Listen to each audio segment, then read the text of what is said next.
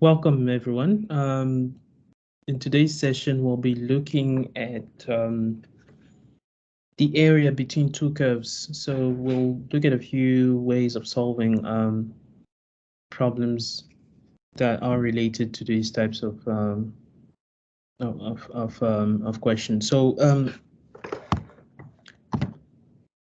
So basically, what we'll be doing is that if we have two continuous functions, let's call them f and g, right? So those are the two functions.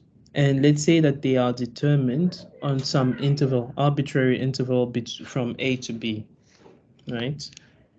And this is determined in such a way that f of x is greater than g of x, right? And what this means is that if you were to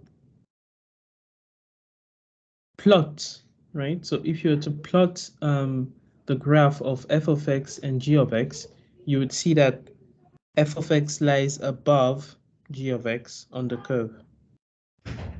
And you'll see that the two graphs can touch, but they can't cross, right? So that's one of the conditions for the specific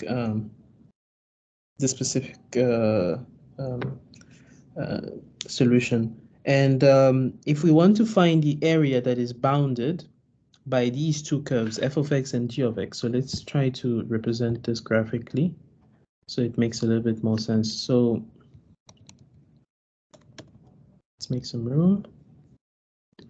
So if you were to have something like, sorry, just give me a minute. Right, so let's say we have the two axes as such, right?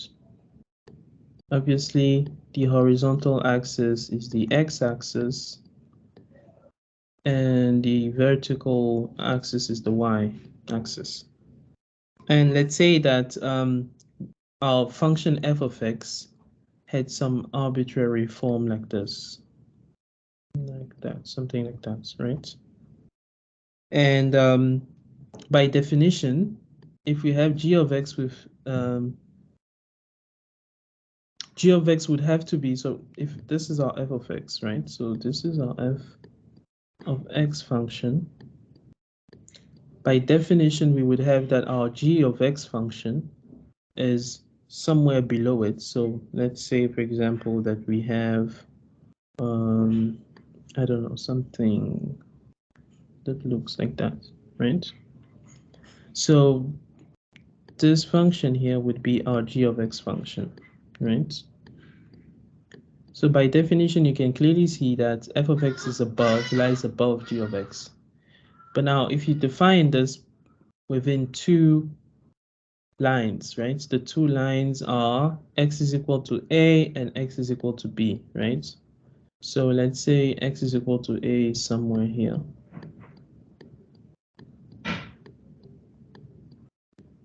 Right? And at this point here where the line touches the x-axis, that is a. We have a there. And we have, let's say we also have x is equal to b somewhere here. Remember that we are defining this in an interval from a to b, so this is reasonable.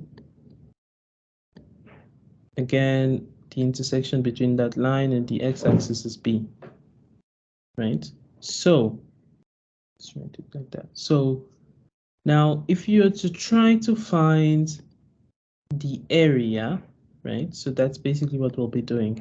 The area of this region here that is bounded between the two functions, f of x and g of x. So this area in red that I'm shading in red here. If you're to try to find it, the formula to find that, right, is given by A, right? So that's the area A, and it's represented as the limit, right? So if So it's represented as the limit as n tends to infinity, right? We'll define n just now, of the sum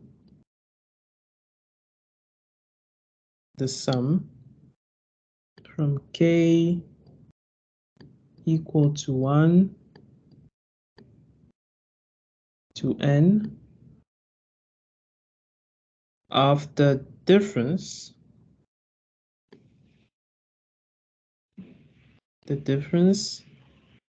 between f of x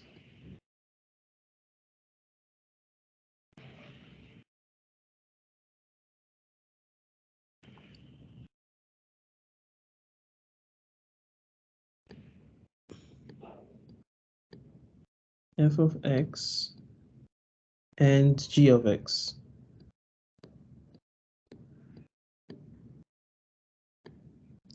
And these x are arbitrary, so it's basically xi, arbitrary values of x. So if you sum up the differences of all the values of x that exist between f of x and g of x, right, in that limit from a to b, right, you will have that. Okay, so there's a delta x I. So, and this tells us that it's equivalent to, if we're to look at it in terms of integrals, it's equivalent to basically summing up, right, from a to b, because remember a is the lower limit and b is the higher limit.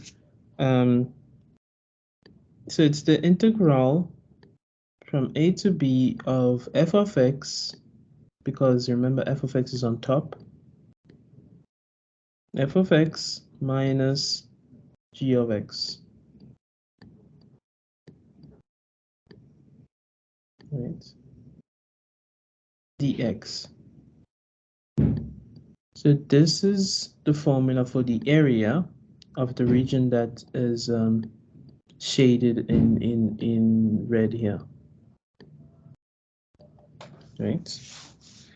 We'll do a few examples, and but basically this is the general formula that you should keep in mind when you're looking at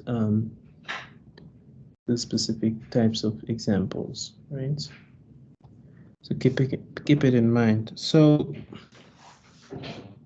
that's for the theory. Now let's look at a few applications by looking at examples.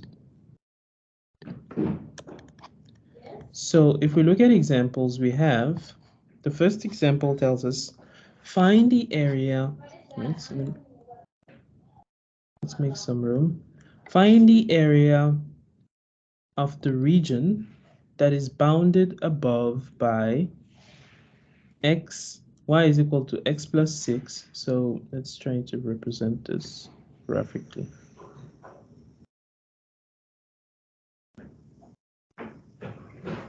Sorry.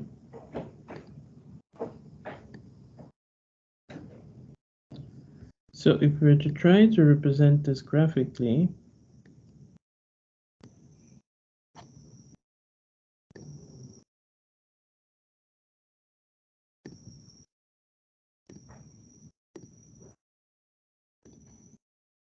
that the graph of y is equal to x plus 6 would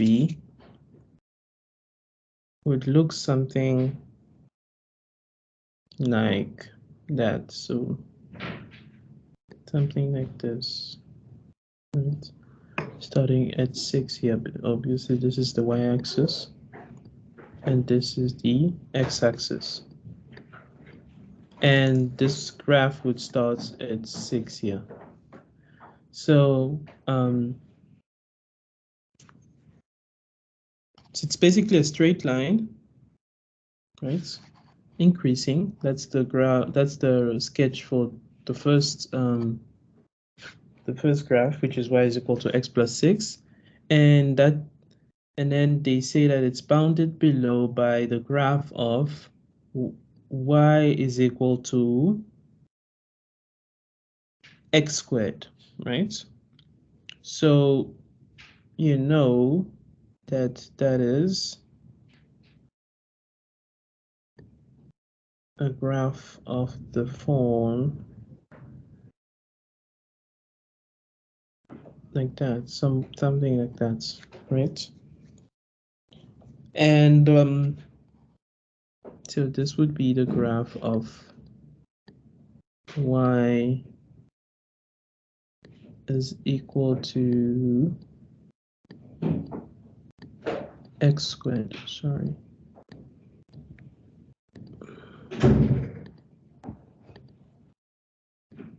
Y is equal to x squared.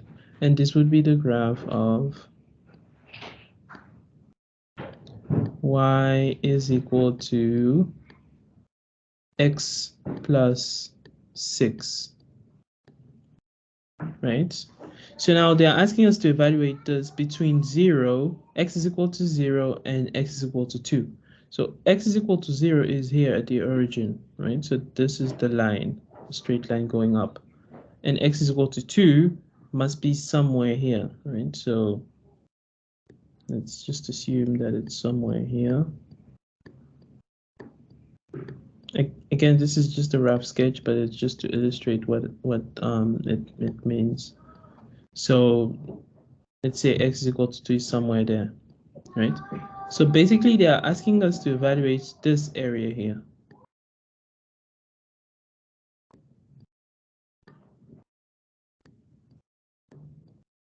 What is this area equal to, right? So now, if we go back to our original equation, right, which is this one here, the one that we derived, right? So this equation here, if we apply it here, right, so a is equal to the integral from a to b. A in our case is 0, right? So 0, lower limit, and our b is 2, upper limit. And we are evaluating the difference between f of x. So our f of x, remember, is the graph of the function that is on top. So that would be our x minus 6, right? So, sorry, x plus 6. Our x plus 6, right? Minus the graph of the function that is at the bottom, which would be our x squared. So minus x squared. So we have evaluated this difference between the integral of this difference between 0 and 2 dx, right? As x is varying, right? So when you do this, this is a straightforward integration that you guys have seen before. So this would be from 0 to 2 of the integral of negative x squared plus x plus 6 dx, right? So that's what we have to evaluate. So now if you do this, if you evaluate this integral, the first term, the integral of negative x squared is just negative x to the 2 plus 1, which is x cubed, divided by 2 plus 1, which is 3, so divided by 3. And then the integral of x is x to the 1 plus 1, which is 2, so x squared, divided by 2. And then the integral of 6 is just 6x, right? 6x. And this is evaluated between 0 and 2, right? So if we keep going, if you evaluate the upper limit, what you get is, you plug in the 2, you have negative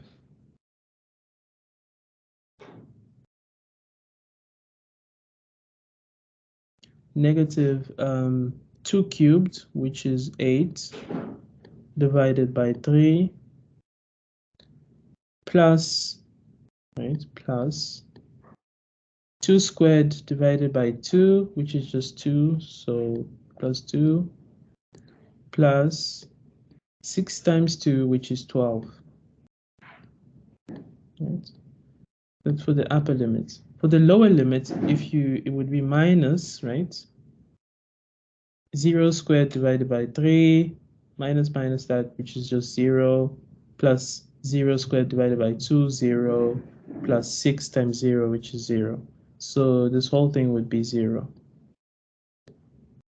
Right? And then now if you evaluate the sum, you should be able to get 34 over 3. Right? So that is the area, that is the area of the region that is represented in red here on our rough sketch, right? So yeah, that's basically how you would solve this. Now, moving on to the second question. Let's move on. Let's make some room there. So the second question is now asking us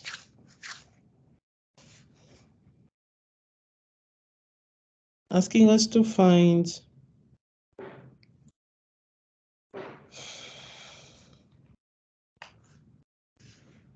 the area of the region that is enclosed, right? Now, enclosed between the curve y is equal to x squared and y is equal to x plus 6, right? So it's basically the same curves as the ones we used before, but now they're asking us to find the area of the entire region that is enclosed. If you remember, the previous example asked us to only look at the region that is bounded between x is equal to 0 and x is equal to 2. So now we're looking at the entire thing. So if we're to represent this graphically, it would be something like this. So we have y is equal to x squared, which is a graph looking like this. Symmetrical about the y-axis. And then we have y is equal to x plus 6, which is a graph that looks something like this. Right. So again, this is a rough, but it would just, it just shows you what we're dealing with. So this would be the graph of y is equal to x plus 6. And this would be the graph of y is equal to x squared. Right? So now they're asking us to evaluate this entire area here. So this entire thing. Now, in a case like this, they didn't give us the boundaries, right? So they didn't give us x is equal to 0 and x is equal to 2, just like they did in the previous example. So they didn't give us the boundaries. So our boundaries will be, right, as you can see on the sketch, it will be the points of intersection between the graph of y is equal to x plus 6 and y is equal to x squared, right? So there are basically 2 points of intersection, and we have to find them. So how do we do that? Well, remember that at the points of intersection, the two graphs are equal, meaning x squared, right? So at the point of integration, x squared of interception, sorry, I don't know why I keep saying integration. At the point of interception, x squared is equal to x plus 6, right? So now, meaning that x squared is equal to minus x minus 6 is equal to 0, right? Now we have a quadratic equation that we can easily solve, right? And if you factorize this quadratic equation, you will see that that is just equal to x minus 3 multiplied by x plus 2 being equal to 0. So basically our two roots, right, or rather 2 points of intersection are x is equal to 3 and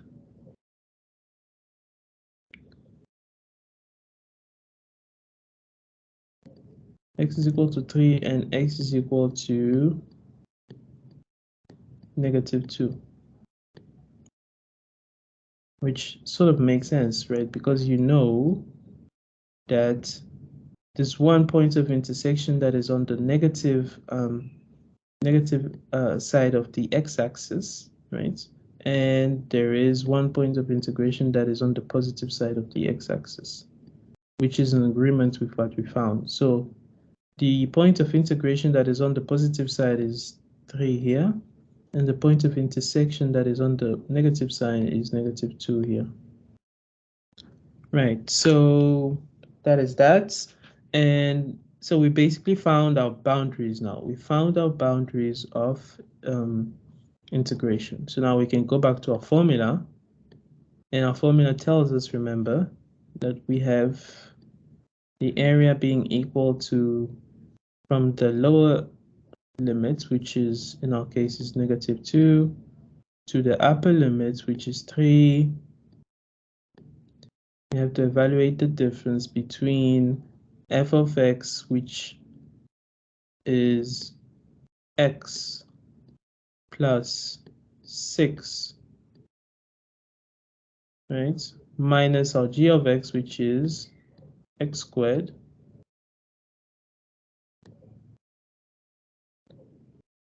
dx, right?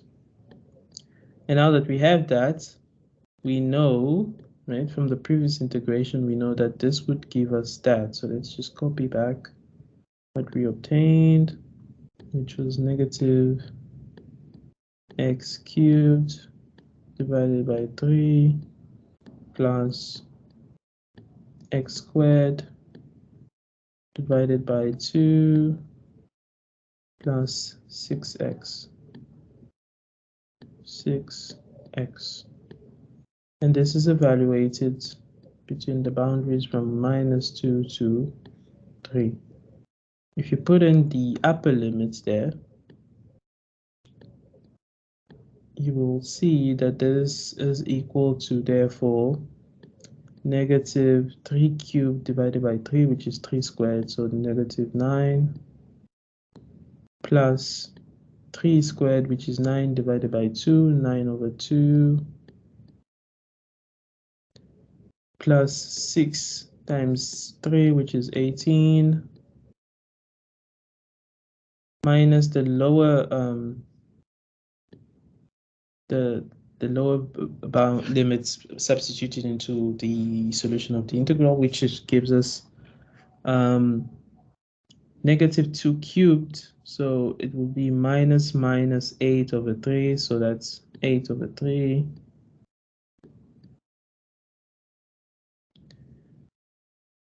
Plus negative 2 squared, which is 4 divided by 2 plus 2.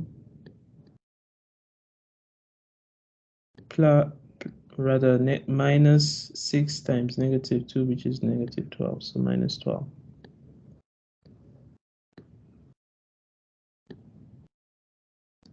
So that is what it gives us. Now, let's make some more room here.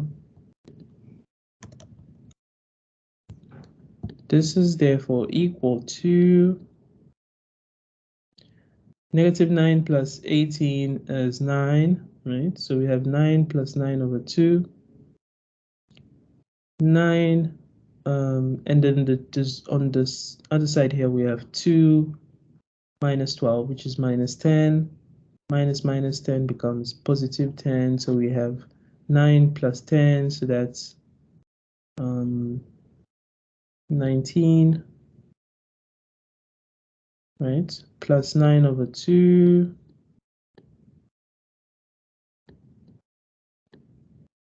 minus 8 over 3.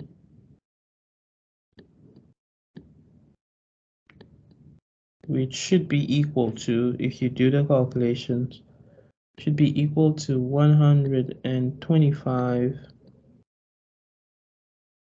divided by 6. So that is the area of the entire region that is bounded by these two graphs.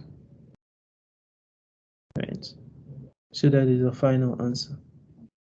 You feel free to stop the video at any point and just attempt the problems on your own and then look at this the way we solve it. Right. So that is that.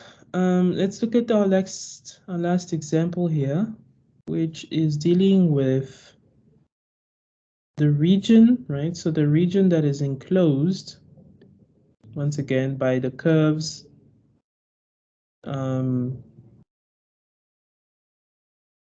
right, so by the curves x is equal to y squared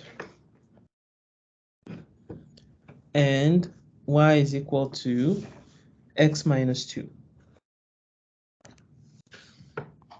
So for our first curve here, we know that if x is equal to y squared, that means that y is equal to the square root of x, right? So we know that. Now, if we were to represent this graphically,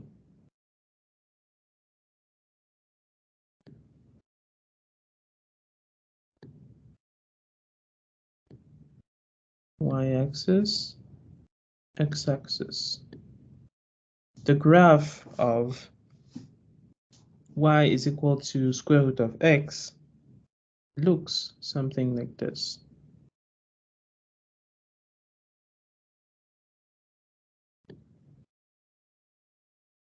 It's something like, right, so, and the sketch of y is equal to x minus 2 looks something like that, right? So again, these are just rough sketches, so they are not as accurate as they can be, but it's just to illustrate what's going on. So this is the graph of y is equal to x minus 2, which is a straight line. And then we have our curve here of y is equal to the square root of x. As you can see, for this particular curve, we can never have negative values of x because they're not defined under the square root sign for our particular set of numbers. So we don't have to deal with the negative side of the x-axis. Right, so basically we're trying to find the area of this entire region here.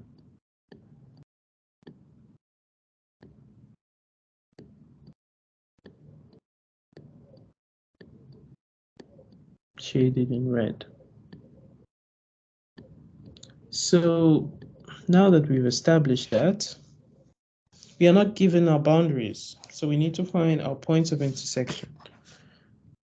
Once again, at our point of intersection, we have that the two sketches are equal. So we have that square root of x is equal to x minus 2 at the point of intersection. When you square these two, you have x is equal to, therefore, x minus 2 squared,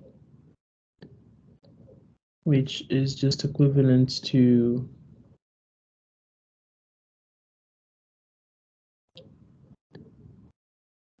x squared minus 2x plus 4 is equal to x, which is just x squared minus 3x plus 4 is equal to 0. Once again, we have a quadratic equation, and if we were to factorize it, we'll find that we have x minus 4 as the first factor multiplied by x minus 1 as our second factor equal to 0. And this would mean that our 2 points of intersection are x is equal to 4 and x is equal to 1. Right? So now that we have that, we can go to our formula. So if you remember that our formula tells us that the area is equal to the integral from the lower limit to the upper limit between f of x minus g of x.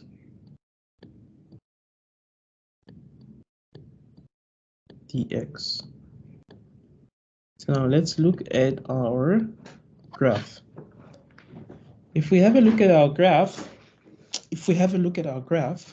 we have that the 2 points of intersection as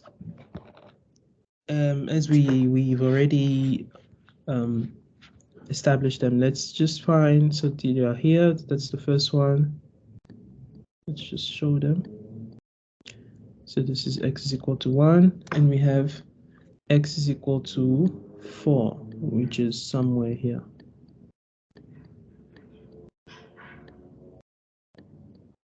Right. So now, if you look at our formula here, it tells us that we have to take the function that is on top minus the function that is at that is below, right? Within that interval from a to b, right? So now if you look at the interval from 1 to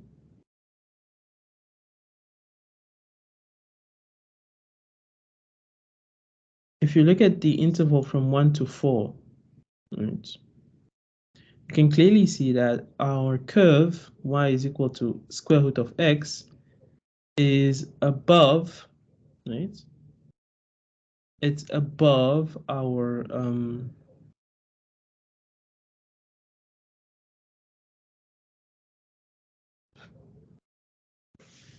so if you look at that interval here from 1 to 4, you see that the curve y is equal to square root of x is above the straight line, right, of y is equal to x minus 2.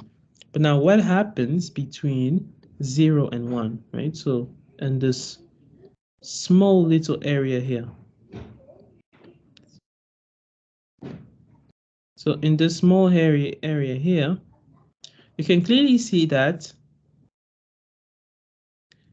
the straight line y is equal to x minus 2 is not enclosing the region, right, between the the curve y is equal to square root of x and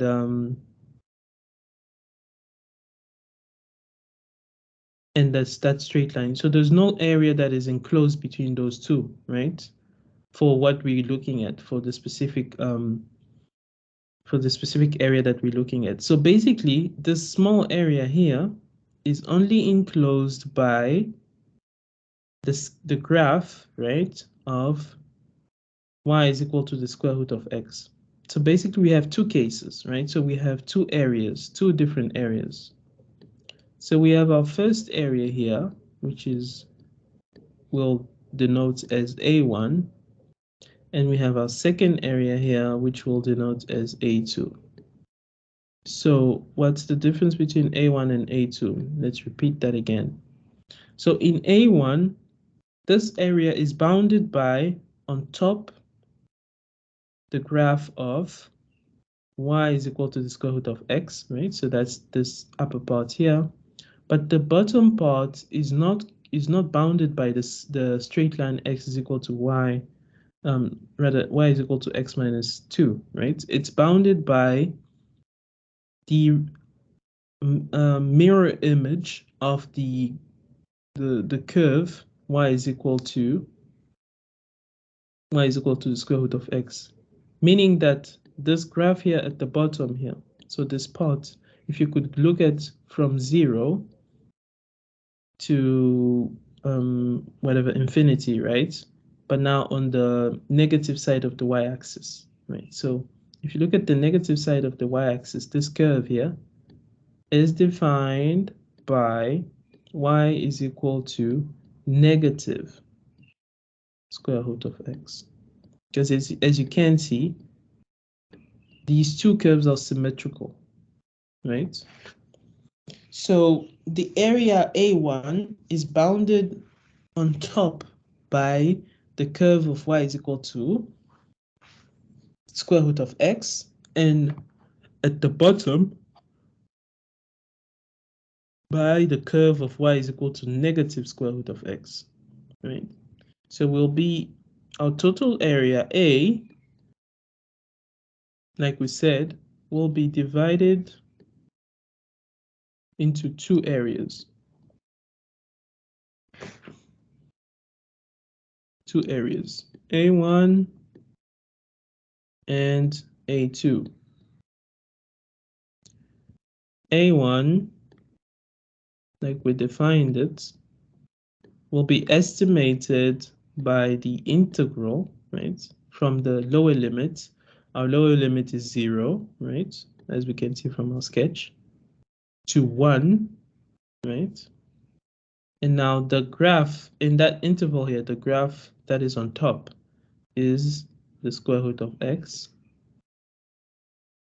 And the one that is at the bottom is negative the square root of x. So we have square root of x minus the square root of x between 0 and 1, right? So this is something very important that you need to pay attention to, dx.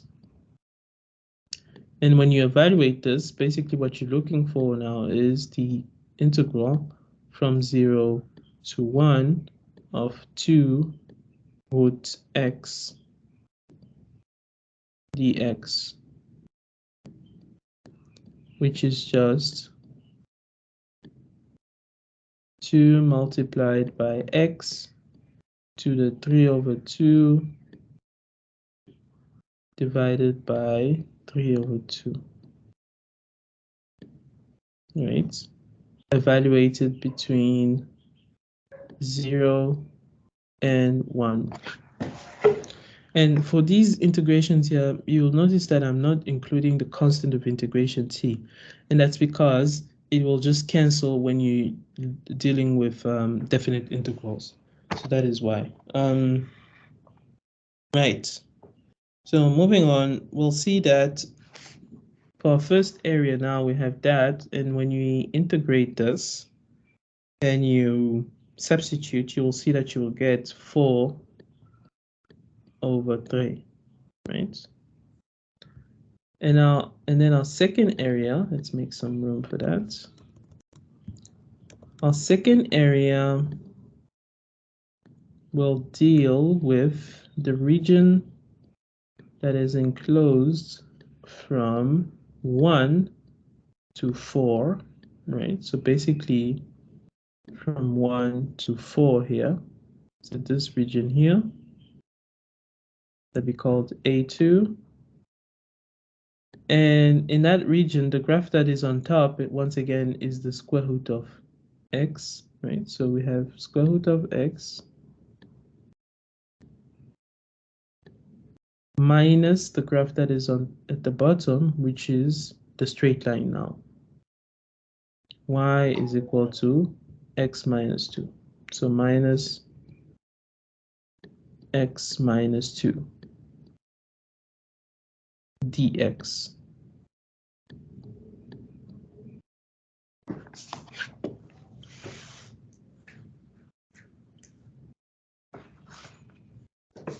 Right, so that is that.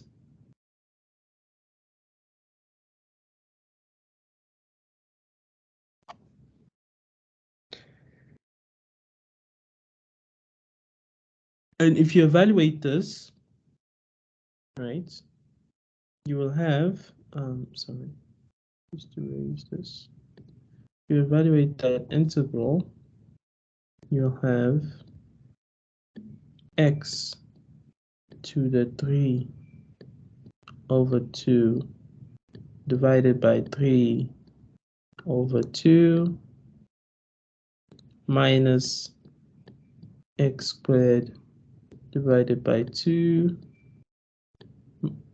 minus minus 2, which is plus, so plus 2x evaluated between 1 and 4. And if you do those calculations, you'll get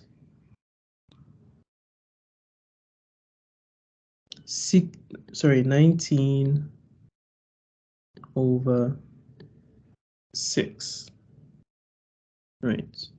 And then the total area A, which is the sum of the two areas, A1 and A2, will be equal to 4 over 3 plus 19 over 6, and that will just give you 9 over 2 if you do the math. 9 over 2. So our total area is equal to 9 over 2.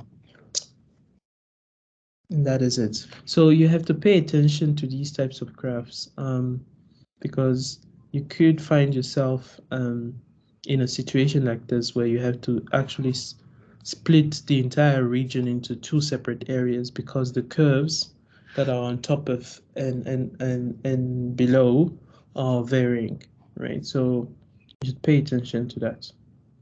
So that is the end of the examples that we'll be looking at for that. This is just to sort of get your feet wet and introduce you to the area between two curves, that topic. And now we'll be looking at, in the next video, we'll be looking at now reversing the roles of X and Y. So basically, now if instead of defining our curves in terms of X, we'll be defining them in terms of Y now. And we'll see how that affects our solving. Right, so thank you for watching. If you